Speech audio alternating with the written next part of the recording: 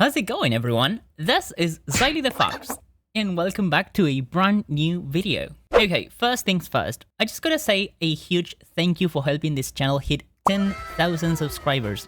Like, what? When I started this journey almost a year ago, I was just rambling into a mic for fun, and now look at you guys. There's 10,000 of you tuning in to just hear me out. Like, I don't know.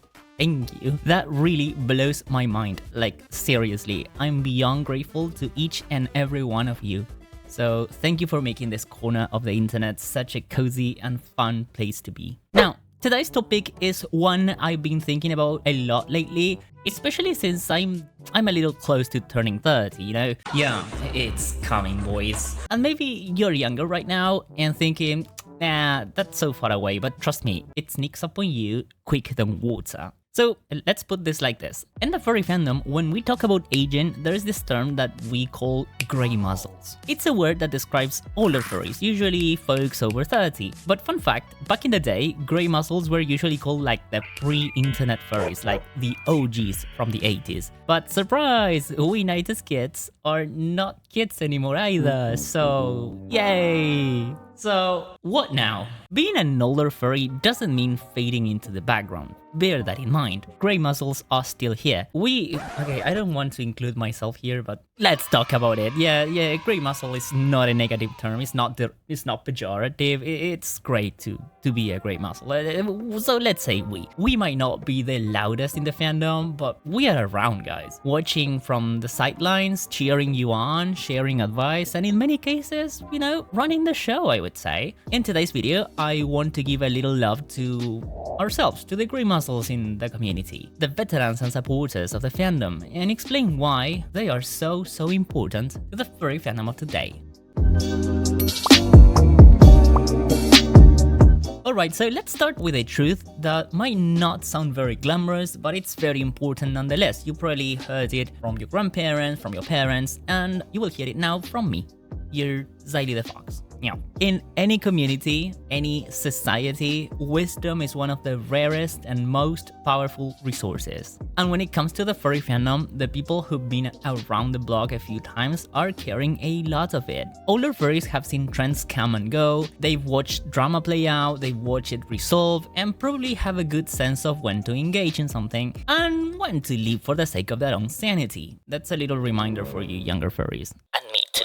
That kind of social savvy is honestly underrated, but it's clear proof that when you grow up and you see what's important in life, you start focusing on that particularly and you start living better in a way. Ever heard the phrase, don't feed the trolls? I mean, probably you've seen it in forums like I did. I would see it a lot during my teens browsing forums, and I am sure the person who came up with that, I am sure, no doubt, I don't have proof, but I don't have a doubt either, must be an old school furry. In addition to furry drama, given the time greymuzzles have had in this fandom, I wouldn't be surprised that with the fact that they have built strong relationships with the fandom, they know how to get around. So you should be respectful to them because we furries talk about who we interact with.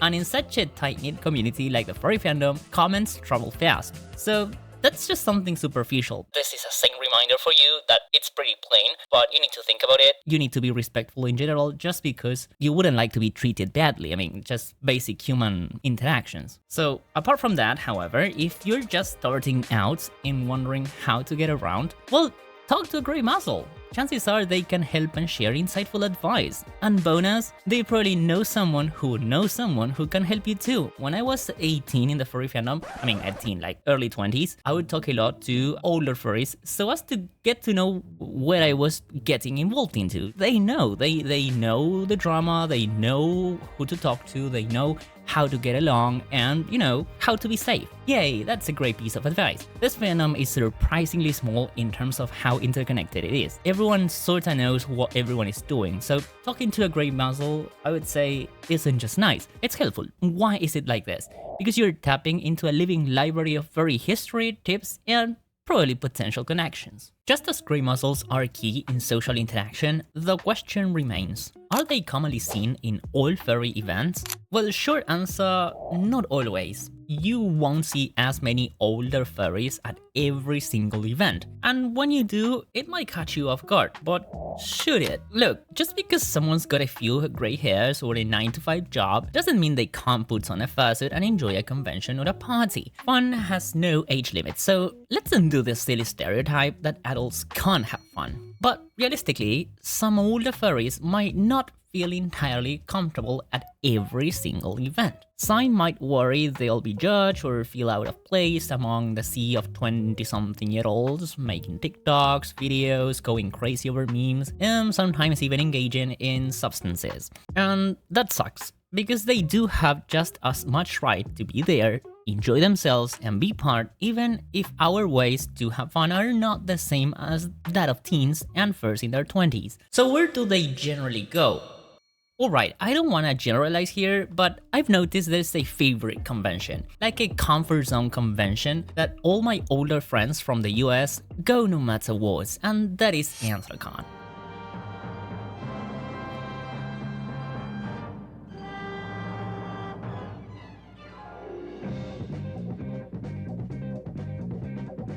This convention has been running since 1997, and for many, that convention has grown with them. For a lot of furries over 30, Anthrocon is one of those places that feel like home. And it's been around long enough that it holds a special place in people's hearts. It's where memories live, where old friends reunite, and to be honest, newer furries might be surprised to see how multi-generational this whole convention has been. So if I had the chance to go to a furry convention, that would definitely be Anthrocon. It's been a dream since I joined the fandom. Anthrocon has returned to the Steel City. Much to the delight of so many. It's a unique convention where people dress as friendly, larger-than-life furries, and they've crashed the PTL studios to bring the fun. Now, in addition to making events livelier and more heartfelt, Greymuzzles have learned crafts to make their own fursuits, and they were the first ones to have the initiative to create a convention for furs to hang out. It just takes a few minutes to just read an article about furries in the 80s to find that out.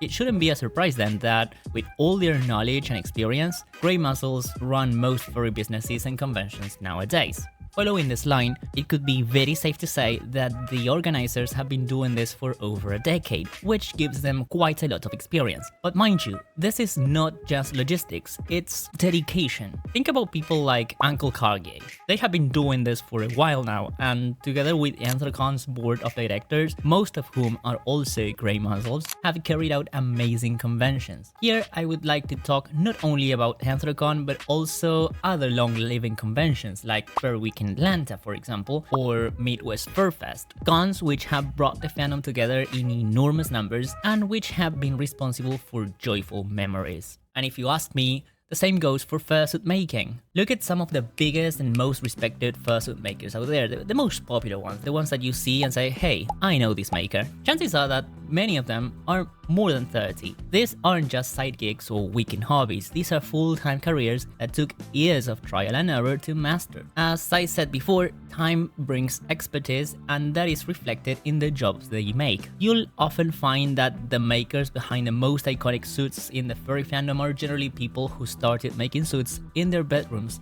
maybe 15 years ago and have never stopped learning. Like this, newer makers will emerge, and if we combine the crafts perfected by our previous generations and we add the tech and the creativity of the newer wave of furries, the fursuit making industry could take a very interesting curve in the following years. So yeah, Greymuzzles might not always be the loudest, the flashiest, or most active voices in the fandom, but their contributions, they are foundational. They are the quiet architects of the world we enjoy today. And to that, I want to add the following. Imagine what's coming. Greymuzzles have already done so much for this fandom, but what's truly exciting is knowing that newer generations, for example you watching this, are starting to leave their mark too. Imagine the future we have ahead of us when your ideas, your experience, and your dedication for this community starts to bloom. Today's Greymuzzles have done so much already, but the young today will take up what's been done, and for sure that will be perfected. I can't even begin to imagine the amazing things newer generations will build together.